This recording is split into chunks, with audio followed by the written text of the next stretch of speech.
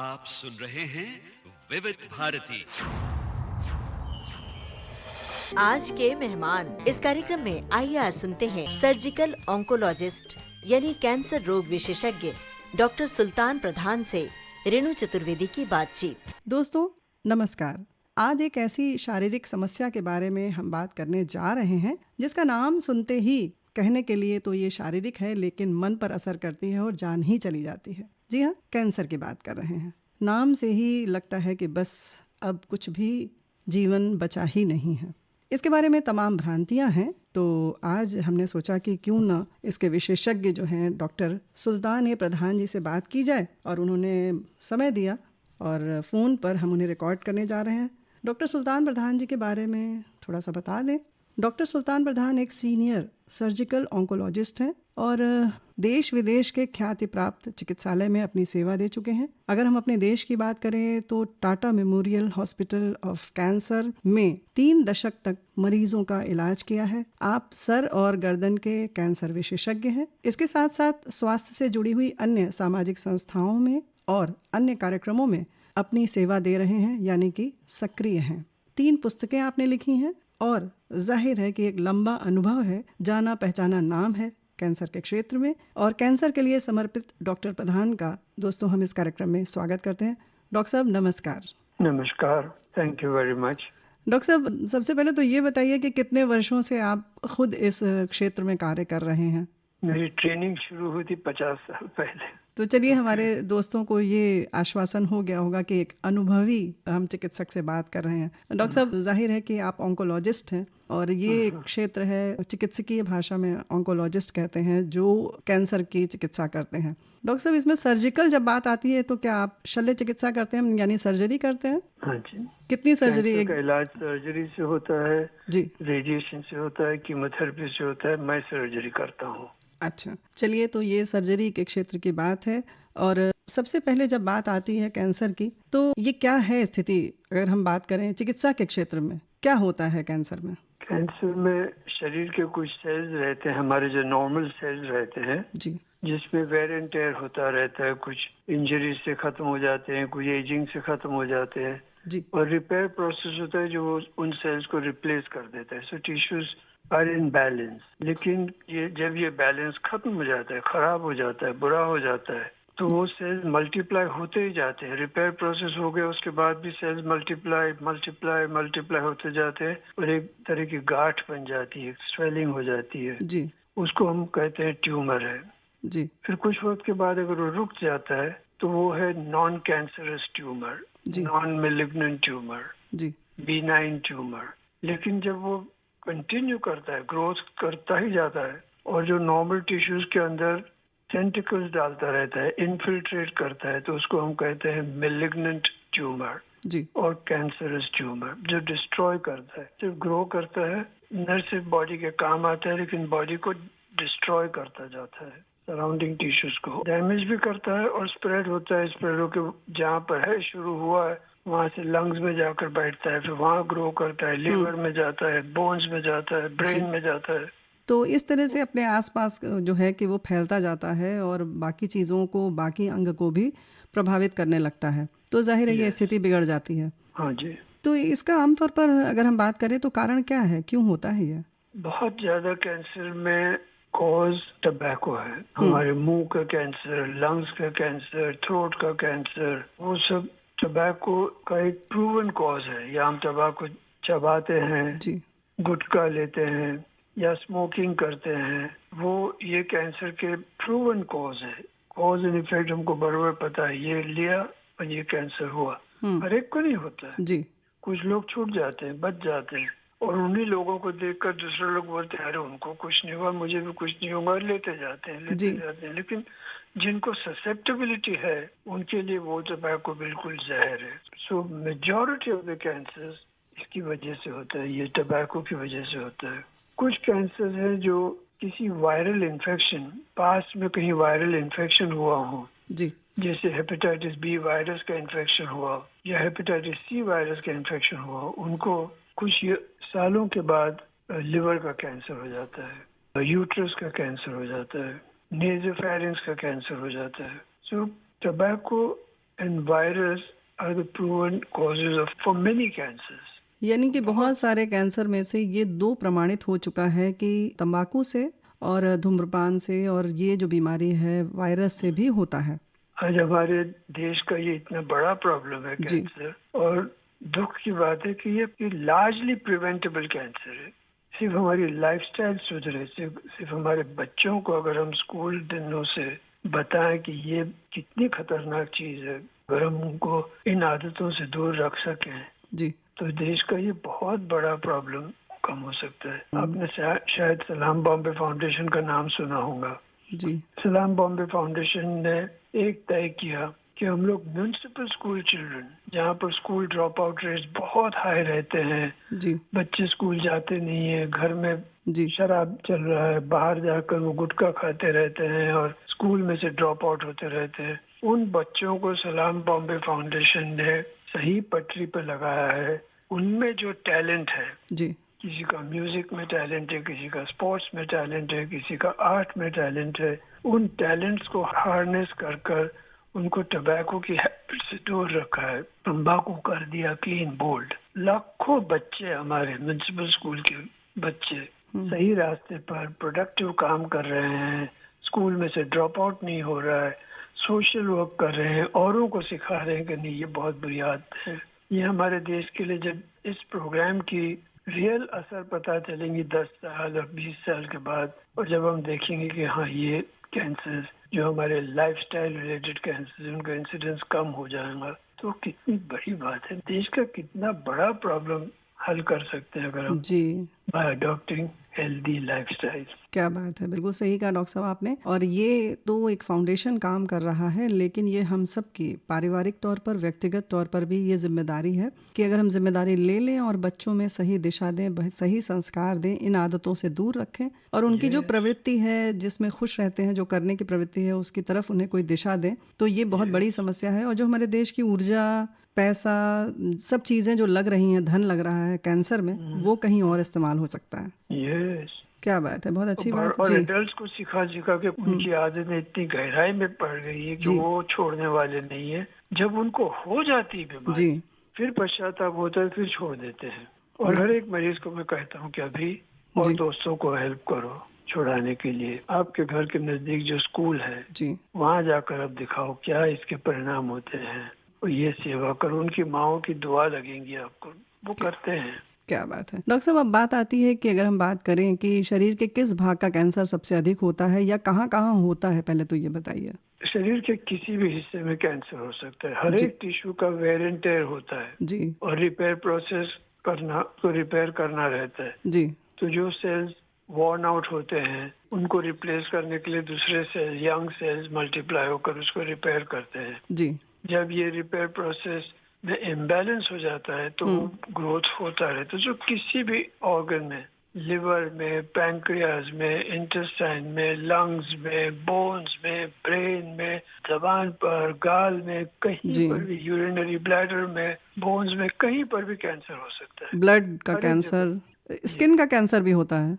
Skin का भी cancer होता है, जी, स्किन को भी रिपेयर करना होता है। श्रोताओं को बता दें थोड़ा सा कि ये जो सेल की वेयर टेयर की बात हो रही है वो ये है कि हमारा शरीर जो है वो सेल से बना हुआ है और इसमें टूट फूट होती रहती है और शरीर स्वतः ही उसको फिर से जो टूट जाती हैं, क्षतिग्रस्त हो जाती हैं, खराब हो जाती हैं, उनमें नई बनती रहती हैं। ये प्रक्रिया चलती रहती है। जब इसमें असंतुलन हो जाता है तब डॉक्टर साहब ने जैसा बताया कि कैंसर हो जाता है। कॉमन कैंसर हिंदुस्तान में जी, औरतों में ब्रेस्ट कैंसर, जी, और पुरुष में माउथ एंड थ्रोट कैंसर, जिसको हम हेड एंड नेक कैंसर बोलते हैं। मुंह का, गले का, जी, साइनसिस का, नेजल साइनसिस का, थायराइड का, सलाइवरी ग्लैंड का, ये पूरे ग्रुप को इंटरनेशनली इनको हेड एंड नेक कैंसर में ग्रुप किया जाता है। जी, और वो हिंदुस्तान का सबसे बड़ा कैंसर का प्रॉब्लम है। हिंदुस्तान में almost 30% of all cancers in man are cancers of the head and neck. As against that, Western countries, developed countries में देखो तो these cancers form only 4%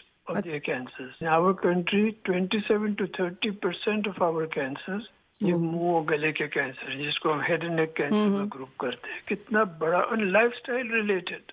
जी, सिर्फ हमारी आदतें जो हैं, जो हमने रखी हुई हैं, तंबाकू, गुटखा, ये सब खाने की, इसकी वजह से है। डॉक्टर साहब ये तो चलिए हो गया कि पुरुषों में इस वजह से है, चलिए प्रत्यक्ष दिखाई देता है, खाते हैं तंबाकू है, मुंह में रखते हैं, लेकिन ये जो ब्रेस्ट कैंसर की बात आती है, मतलब महिलाओं के स्तन कैंसर की बात आती है, तो इसका मुख्य कारण क्या है?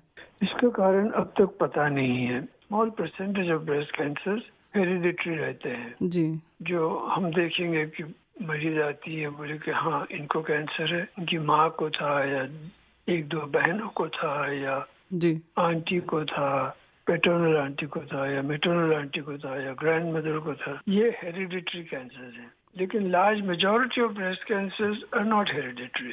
उसका हमको कॉज पता नहीं है, विज्ञान ने बहुत वो की, लेकिन उनको कारण नहीं पता चला। और लेकिन हाँ, ये संभावना रहती है कि आप मौसी, बुआ, चाची या दादी, नानी किसी को अगर हुआ है तो अनुवांशिक तौर पर आपको ये मिल सकता है, लेकिन बहुत कम प्रतिशत है उसका, इसलिए उसमें ज़्यादा घबराने वाली बात नहीं है, लेकिन सतर्क रहना बहुत ज़रूरी है। जब सतर्कता की बात आती है डॉक्टर साहब, तो फिर ये लगता है कि कैसे पता चले कि ये हमारे उसमें विकसित हो रहा है, डेवलप हो रहा है कैंसर कहीं पर?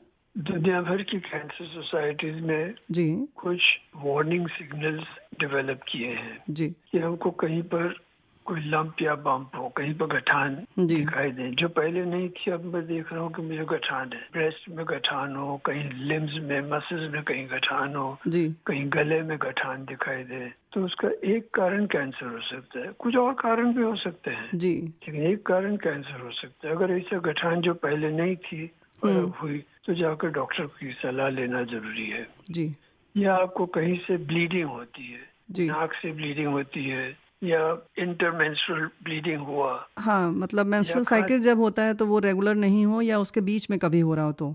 बीच में हो रहा, ओके, या खांसी में खून आता है, या ब्लड की वॉमिट होती है, जी, या टॉयलेट में ब्लड पास किया है, तो अनेक कारण हो सकते हैं। एक कारण कैंसर हो सकता है और डॉक्टर की सलाह लेना जरूरी रहता है। अगर आपको आपकी आवाज बदल गई, आवाज बैठ गई, आप बहुत दिन से बोल नहीं सकते हैं, 1 हफ्ता हो गया, 2 हफ्ता हो गया, आप डिले करते जाते हैं, जाकर डॉक्टर को दिखाना जरूरी है। वॉइस बॉक्स का कैंसर हो सकता है।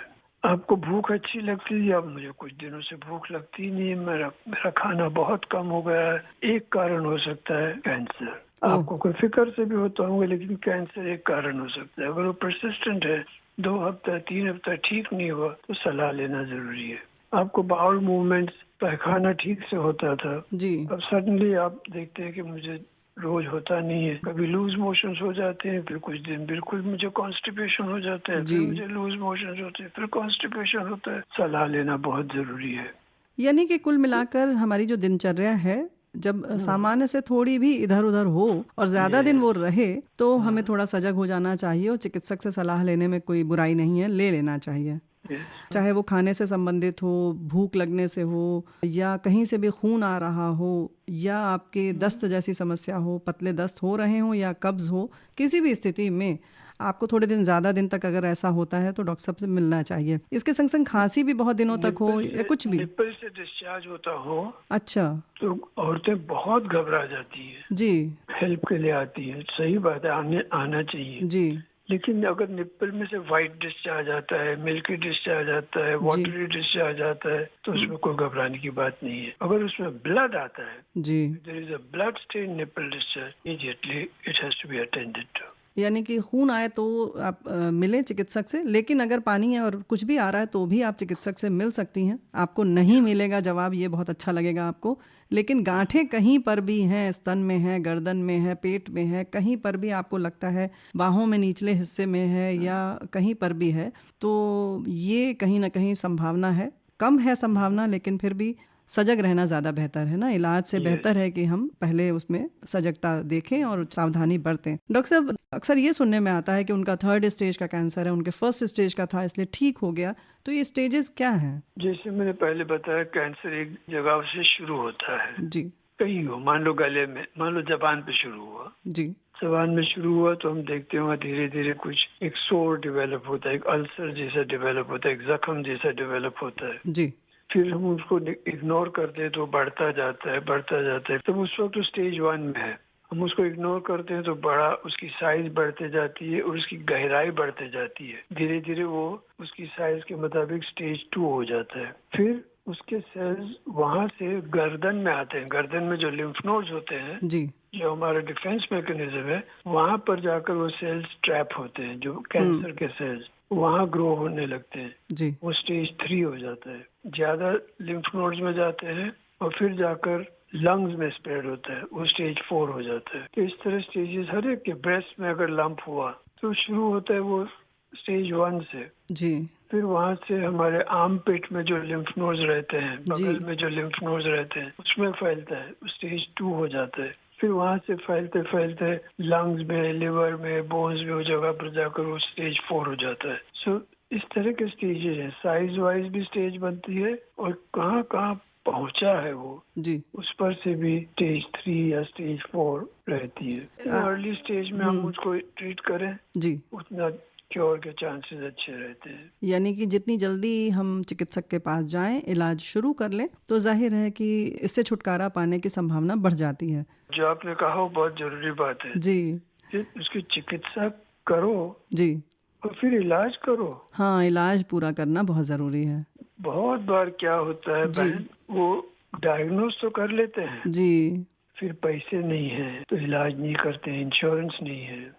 जी यहाँ मेरे बच्चे की बोर्ड एग्जाम है, मैं चुप बैठूं, मुझे बच्चे को अपसेट नहीं करना है। 8 महीने के बाद उसकी बोर्ड एग्जाम है, मैं आज नहीं बोलूंगी उनको।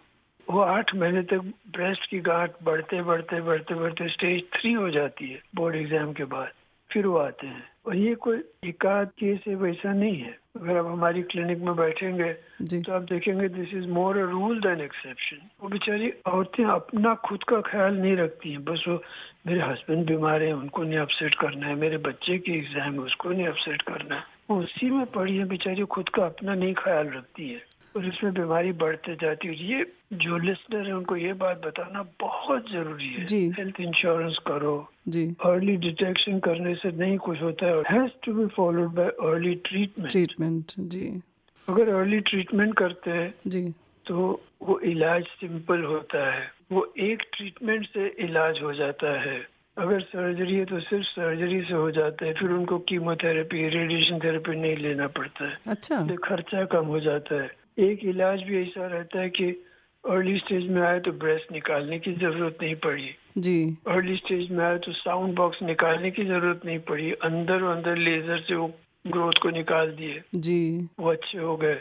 जबान का कैंसर है तो अंदर से ही उसको निकाल दिए, जबड़ा निकालने की जरूरत नहीं पड़ती है, उनको डिस्फिगर नहीं होता है। अच्छा ये इतना जरूरी है कि अर्ली स्टेज में आए। कैंसर का इलाज के क्योर रेट्स बहुत हाई रहते हैं, 80% से ज्यादा cancer is curable if you detect in the early stage, and that cure is without morbidity. जी वो इतनी तकलीफ नहीं होती उनको, जो जबड़ा काट दिए, उसका वॉइस बॉक्स निकाल दिए, उसका रेक्टम निकाल दिए, उसका पैर काट डाले, जी खर्चा भी कम जी और बाकी तकलीफ समस्याएं भी भी कम, तकलीफ भी कम। और बिल्कुल डॉक्टर साहब ने जैसा बताया कि जब जबड़ा निकालते हैं तो कैसे चेहरा कैसा थोड़ा सा असंतुलित हो जाता है, जो कि स्वयं अच्छा नहीं लगता है और उससे और समस्याएं उत्पन्न होती हैं, जीना मुश्किल हो जाता है। हर व्यक्ति पूछता है ये क्या हो गया, ये क्या हो गया, उससे तकलीफ और बढ़ती है ना।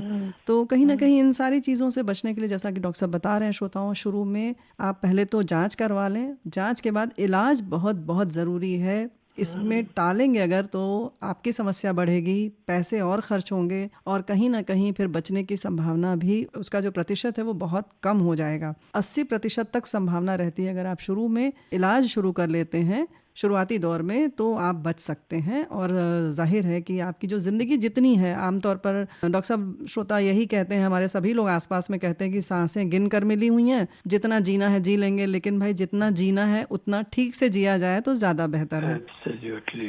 है ना। बीमारी आसानी से मरने भी नहीं देती है। जी, आपका ये 50 वर्ष का अनुभव है डॉक्टर साहब, इसमें हम खासतौर से श्रोताओं को हम ये बताना चाह रहे हैं, डॉक्टर साहब ने जैसा बताया कि ये कहीं सुनी केवल बात नहीं है कि महिलाएं अपना ध्यान नहीं रखती हैं, ये आपका खुद का अनुभव है कि खासतौर से चिकित्सा के क्षेत्र में हमारी जो बहनें हैं वो बहुत लापरवाही बरतती हैं। और यहाँ पर इस मंच से हम खासतौर से डॉक्टर साहब के माध्यम से कहना चाहेंगे कि कृपया अपना ध्यान रखें, आप घर की धुरी हैं, घर पूरा आपको संभालना है, आप स्वस्थ रहेंगी तभी सब कुछ कर पाएंगी। जिनके लिए आप टाल रही हैं उनको आप एक तरीके से तकलीफ उनकी भी बढ़ा रही हैं, सिर्फ अपनी नहीं बढ़ा रही हैं। बेचारी लापरवाही नहीं है, लेकिन वो बेचारी औरों का ख्याल करती है, जी। फैमिली मेंबर्स का ख्याल करती जी। है, खुद का नहीं करती है बेचारी। बिल्कुल सही बात और है। मैं तो कहूँ कि ये बात बच्चों को भी समझाना जरूरी है। जी हाई स्कूल के बच्चों को वो बोलेंगे, मम्मी आपने चेक कराया कि नहीं, जी, चलो आप अपना चेक कराओ। यही कहना चाह रहा था कि परिवार के सदस्यों की भी जिम्मेदारी है, चाहे वो पति हों घर में, माँ हों उनकी,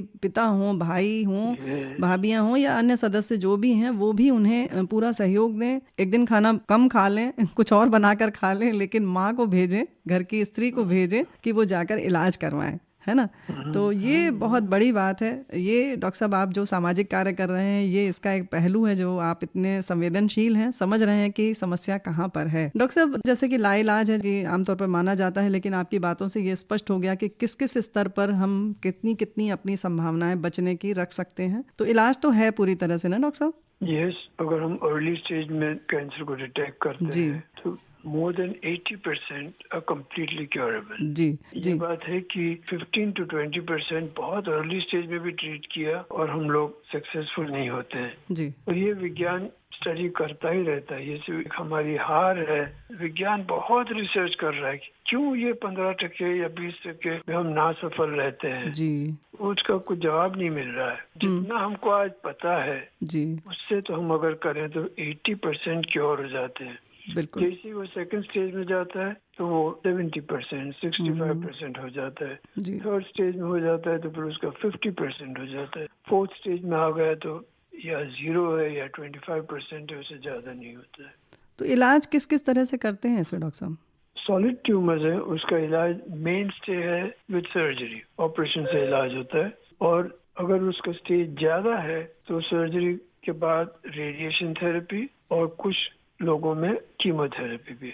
कुछ सॉलिड ट्यूमर्स में अगर ज्यादा है बीमारी, थर्ड स्टेज में है, जी तो हम लोग प्रेफर करते हैं कि उनको पहले कीमोथेरेपी दें, थोड़ा ट्यूमर को श्रिंक करें, उसके बाद सर्जरी करें और फिर रेडिएशन थेरेपी दें। ये 3 मेन इलाज हैं, सर्जरी, रेडियोथेरेपी एंड कीमोथेरेपी। जी और कभी सिंगल मोडालिटी रखते हैं, कभी 2 मोडालिटीज एंड कभी 3 मोडालिटीज डिपेंडिंग अपॉन क्या स्टेज है उसका। दूसरी तरह के कैंसर है जिसको लिम्फोमा, ल्यूकीमिया, ब्लड कैंसर, जिसमें सर्जरी का कोई रोल नहीं है। जी सर्जरी सिर्फ बायोप्सी करती है बस, उसका ट्रीटमेंट सिर्फ कीमोथेरेपी से होता है। जी कुछ सॉलिड ट्यूमर्स हैं जिसको सर्जरी का एक्सेस नहीं है। मान लो हमको जबान का कैंसर है तो हम उसको सर्जरी करते हैं, जी लेकिन जबान के पीछे के हिस्से में, टॉन्सिल के पास, थ्रोट के पास कैंसर है, तो सर्जरी से तकलीफ बहुत ज्यादा होती है। जी इसलिए हम उसमें सर्जरी नहीं करेंगे, सिर्फ रेडिएशन एंड कीमोथेरेपी से इलाज करेंगे। जी। लेकिन ये कॉम्बिनेशन है।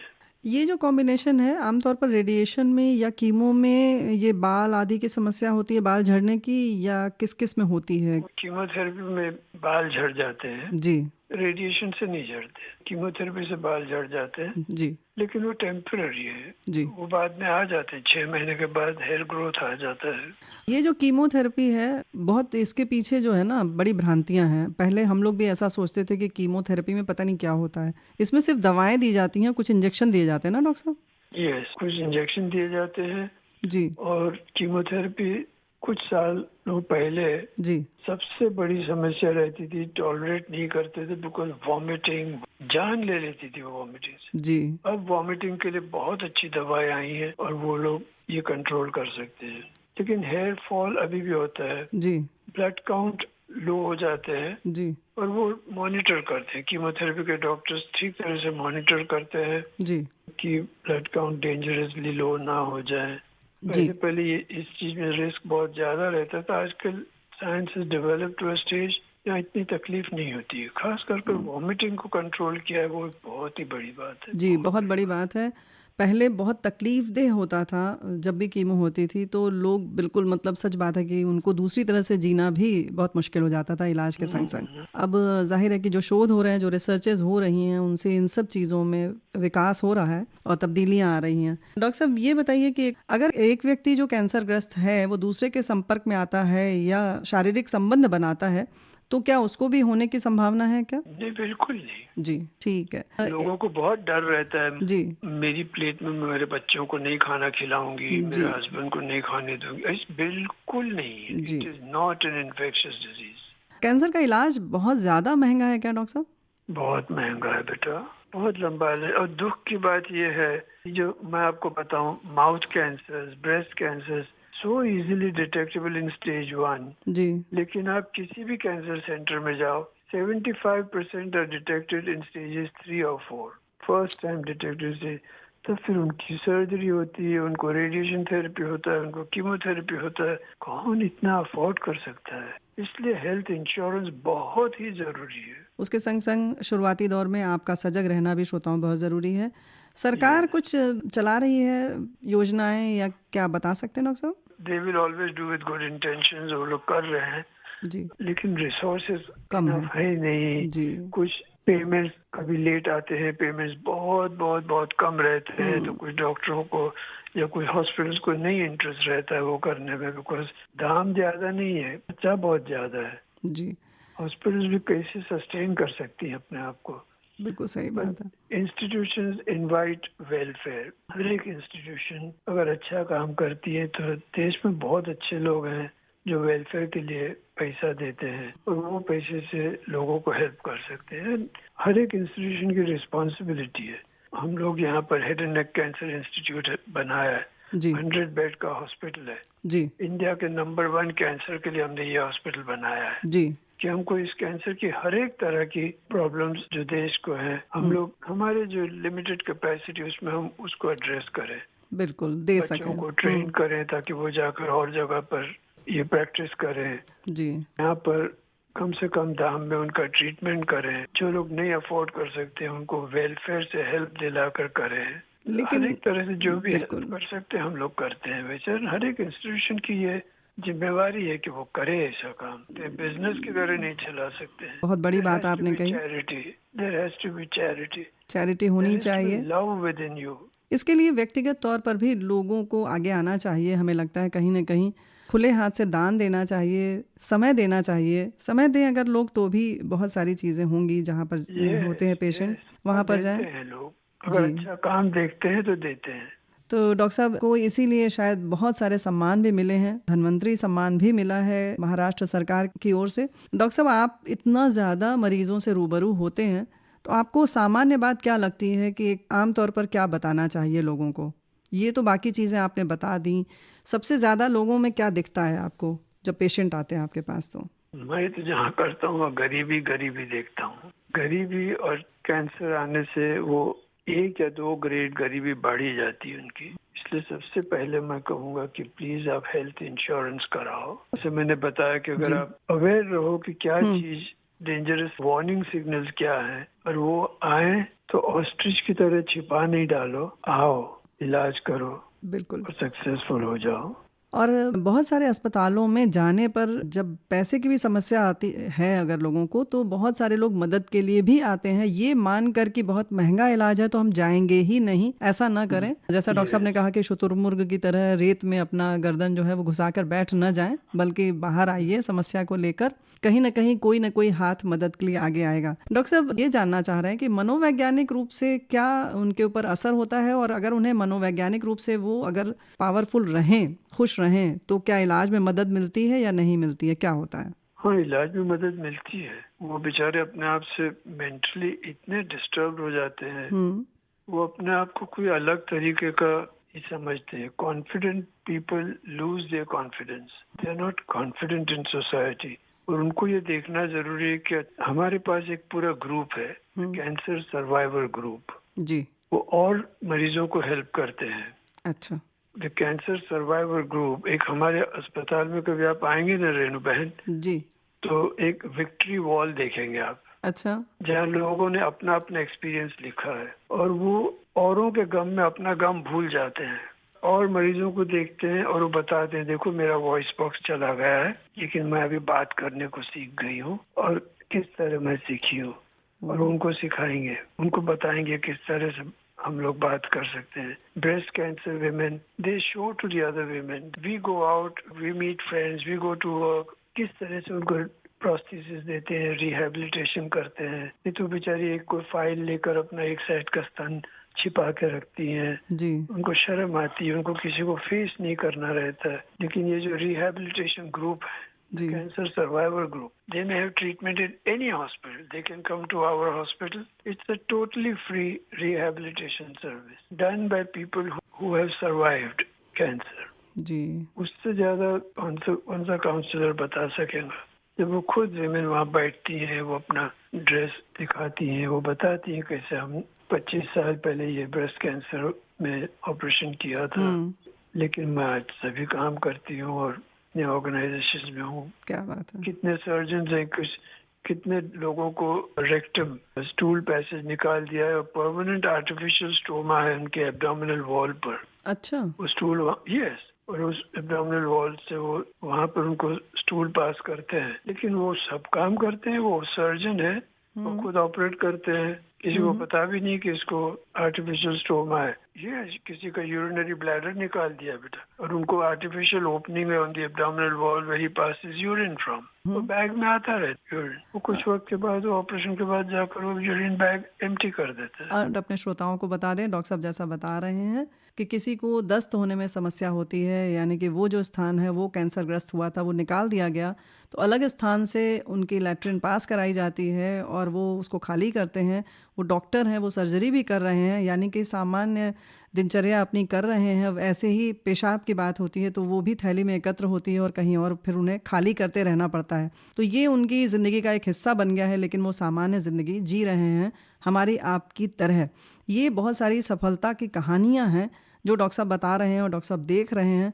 तो इन सब चीज़ों को बताने का मकसद श्रोताओं बस यही है कि किसी भी समय पर हार नहीं माननी है। अगर आप मनोवैज्ञानिक तौर पर अपने आत्मविश्वास के साथ, इरादे के साथ डटे रहेंगे, किसी भी चीज़ पर विजय प्राप्त कर सकते हैं। ये तो कैंसर ही है। ये तमाम बातें हैं दोस्तों, जैसा कि डॉक्टर साहब ने बताया कि जो लोग कैंसर पर विजय प्राप्त कर चुके हैं वो अपनी बातें बताते हैं, उन पर हमें भरोसा करना चाहिए। डॉक्टर साहब, कोई और व्यक्ति जैसे आपके यहाँ आकर सेवा देना चाहते हैं या किसी अन्य अस्पताल में इस तरह से, पहली बात तो ये आप हम श्रोताओं को बताएं, सामान्य जन को, कि क्या हमें ऐसे समय या कहीं देना चाहिए, और अगर देना हो तो किस तरह से संपर्क करना चाहिए?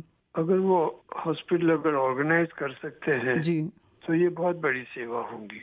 हम लोग प्रिंस अली खान हॉस्पिटल में ये सर्विस हमने 20 साल से शुरू की है जी, और हम लोगों ने प्रिंस अली खान हॉस्पिटल में ये breast cancer reach to recovery programme शुरू किया। उसके बाद टाटा हॉस्पिटल को हमने बताया, जी, मान लो टाटा अस्पताल मतलब देश का सबसे बड़ा अस्पताल है कैंसर में। I learned it from my training in New York in the Memorial Sloan Kettering Cancer Center. मैंने देखा ये रीच टू रिकवरी प्रोग्राम किस तरह जो जिन औरतों का ये ऑपरेशन हुआ है ब्रेस्ट कैंसर का, नए कैंसर पेशेंट को किस तरह मोटिवेट करती है कि डरो नहीं, ट्रीटमेंट कराओ जी। And I was very impressed with that. फिर यहाँ पर मैंने एक हमारी Anaita Vesvala, young and very beautiful lady, 25 साल पहले मैंने उनका ब्रेस्ट का ऑपरेशन किया जी। वो रोई जिस दिन मैं शाम को उनको मिलने गया, मैंने उनका हाथ पकड़ा, बेचारी tears coming down her eyes and she said I will help others. और जिस तरह से उन्होंने ये प्रोग्राम शुरू किया, उन्होंने कई अस्पतालों को हेल्प किया है ये प्रोग्राम के लिए जी। And she is a great leader, she is still a very beautiful person, she is now 70 years. She has started this program in various hospitals and you have to be well organized. पहले breast cancer rehabilitation शुरू किया जी, फिर colon rectal cancer जिनको colostomy होती है, जिनको यूरोस्टोमी, उनको help किया, फिर जिनका वॉइस बॉक्स निकाल देते हैं उनको हेल्प करते हैं। तो वो कंटिन्यूसली उन लोगों को हेल्प करते रहते हैं जिन लोगों को ये कैंसर होते हैं, नए नए हैं, उनको पता नहीं बेचारे कैसे लाइफ जिएंगे, ये लोग इनको उत्साह देते हैं, बताते हैं। तो ये आपका अनुभव रहा। डॉक्टर साहब, एक बात आपसे व्यक्तिगत तौर पर जानना चाहते हैं कि आपकी उम्र कितनी है और आप कितने एक दिन में ऑपरेशंस करते हैं, सर्जरी करते हैं, कितनी? आई एम 78 जी and I am very active. I work between 12 to 16 hours every day. 12 से 16 घंटे काम करते हैं 78 साल की उम्र में जी। And on Sundays also I work only in the mornings. I operate on Sundays. Every day I have 8 or 10. 8 से 10 मरीजों का इलाज करते हैं, यानी ऑपरेशन करते हैं। With a team. मेरा टीम, हाँ, टीम के साथ जी। Yes. लेकिन एक लीडर की जो जिम्मेदारी होती है वो आप वहन करते हैं, आप होते हैं लीडर। तो ऐसे डॉक्टर सुल्तान ए प्रधान जी को हम नमन करते हैं। बहुत बहुत धन्यवाद। और आप खुद अपने आप में प्रेरणा स्रोत हैं बहुत सारे लोगों के लिए, हम सब के लिए भी, कि हफ्ते में 7 दिन काम करते हैं, रविवार को आधे दिन काम करते हैं, प्रतिदिन 14 से 16 घंटे काम करते हैं 78 साल की उम्र में भी। और जिस तरीके की डॉक्टर साहब आपने बातें बताई, हमारे श्रोताओं को ज़रूर बहुत कुछ सीखने समझने को मिला होगा। ज़रूरी नहीं कि हम कैंसर के क्षेत्र में ही कुछ करें, लेकिन हाँ, इससे जुड़ी हुई जो बातें पता चली वो तो बहुत बहुत महत्वपूर्ण थी, लेकिन बाकी चीज़ें भी बहुत अच्छी लगी। डॉक्टर साहब बहुत बहुत धन्यवाद। डॉक्टर साहब आपको भी धन्यवाद बेटा। आज के मेहमान इस कार्यक्रम में अभी आप सुन रहे थे कैंसर रोग विशेषज्ञ डॉक्टर सुल्तान प्रधान, जो कि सर्जिकल ऑन्कोलॉजिस्ट भी हैं। आपसे बातचीत की रेणु चतुर्वेदी ने। इस कार्यक्रम में रिकॉर्डिंग इंजीनियर थे गणेश शिंदे। कार्यक्रम के प्रस्तुतकर्ता जुबैर खान।